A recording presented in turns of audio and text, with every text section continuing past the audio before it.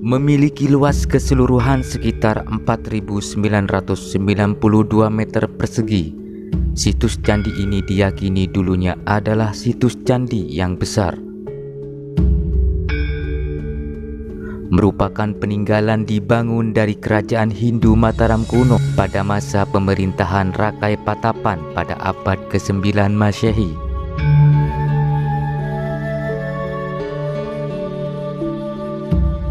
Rakai Patapan adalah raja kelima dari kerajaan Mataram kuno dan anak dari Raja Sanjaya yang merupakan pendiri kerajaan Hindu Mataram kuno.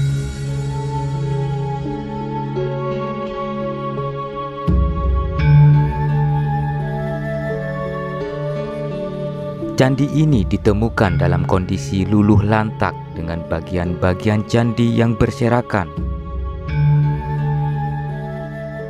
Adapun sebagian besar bagian yang lain dari candi ini masih terpendam hingga sampai saat ini. Pernah ada upaya penggalian di bagian lain tersebut, tetapi urung dilakukan karena sebagian besar tanahnya sudah digunakan sebagai makam.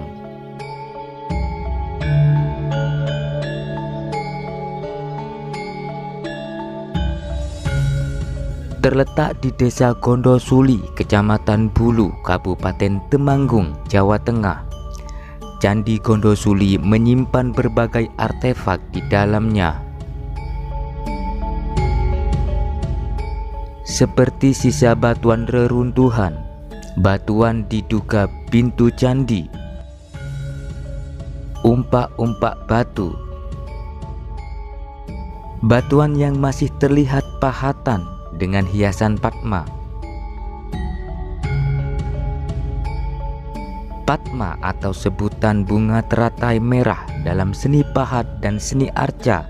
Padma sering dijadikan lapik atau atribut yang digenggam tokoh dewa-dewi tertentu. Padma juga dijadikan konsepsi dasar wujud bangunan suci dan arah mata angin.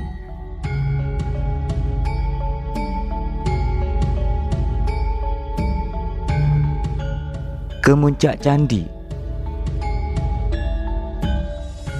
Kemuncak merupakan istilah yang digunakan untuk menyebut bagian puncak atap candi.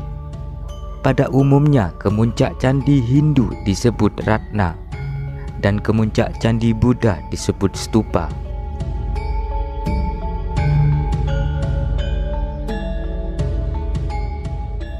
Arca Nandi. Nandi atau Nandiswara adalah lembu yang menjadi wahana Dewa Siwa dalam mitologi Hindu. Tokoh ini biasa dipahatkan di sebelah pintu masuk candi bersama pasangannya, yaitu Mahakala. Kedua tokoh ini dianggap sebagai emanasi atau pancaran Siwa dan dianggap sebagai tokoh penjaga pintu.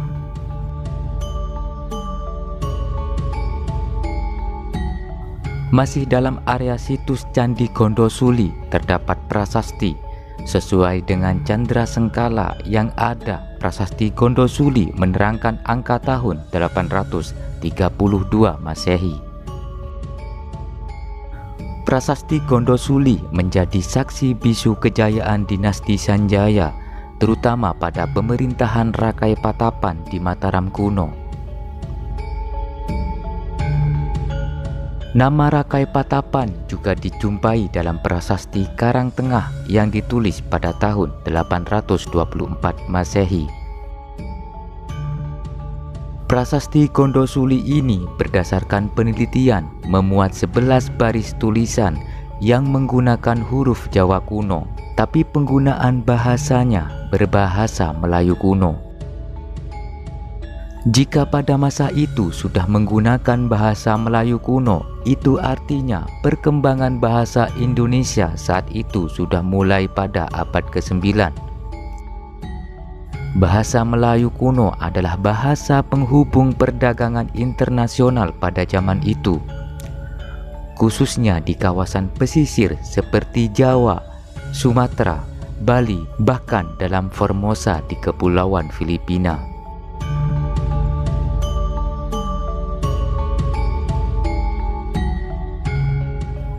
Dipahat pada batu besar tunggal dengan sepanjang 200 cm, lebar 110 cm, dan tinggi 100 cm.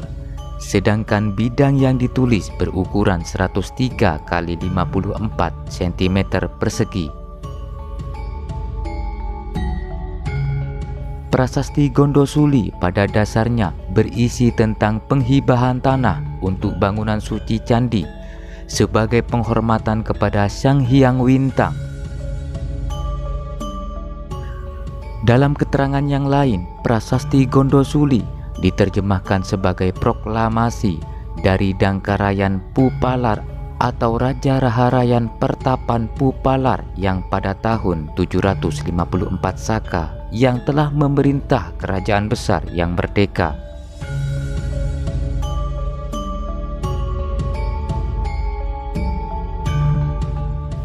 Selanjutnya disebutkan pula beberapa nama seperti Rakai Kayuwangi atau Sri Maharaja Rakai Kayuwangi Pubokapala, Sri Sajano Watungga, dan raja-raja yang memerintah di Jawa Tengah.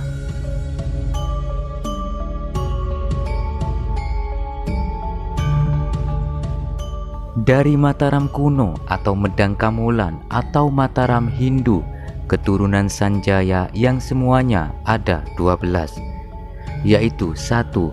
Rakai Sanjaya, 2. Rakai Pakaran atau Pasopanan, 3. Rakai Pananggalan atau Paninggalan, 4. Rakai Wara, 5. Rakai Garung atau Rakai Patapan, 6. Rakai Pikatan, 7. Rakai Kayuwangi, 8. Rakai Watu Humaing, 9. Rakai Balitung, 10. Rakai Daksa, 11. Rakai Tulodong, 12. Rakai Wawa. Rakai Wawa adalah raja terakhir dari zaman Mataram Hindu yang merupakan menantu Empu Sendok, kemudian memindahkan kerajaannya ke Jawa Timur dan menjadi raja pertama pada sebuah kerajaan Medang yang berada di lembah Sungai Berantas. Dengan adanya situs Candi Gondosuli, prospek pengembangan wisata di desa Gondosuli ini cukup cerah. Selain bisa dijadikan wisata pendidikan, wisata sejarah, kawasan ini sudah bersinergi dengan jenis-jenis wisata baru. Kemajuan suatu bangsa tidak lepas dari sejarah bangsa tersebut, dan bangsa yang besar adalah bangsa yang menghargai sejarahnya. Dengan karyanya menjadi contoh dalam pengembangan segala aspek kehidupan masyarakat masa kini. Salam budaya Nusantara, tinggalkan perselisihan, sambung persaudaraan. Rahayu.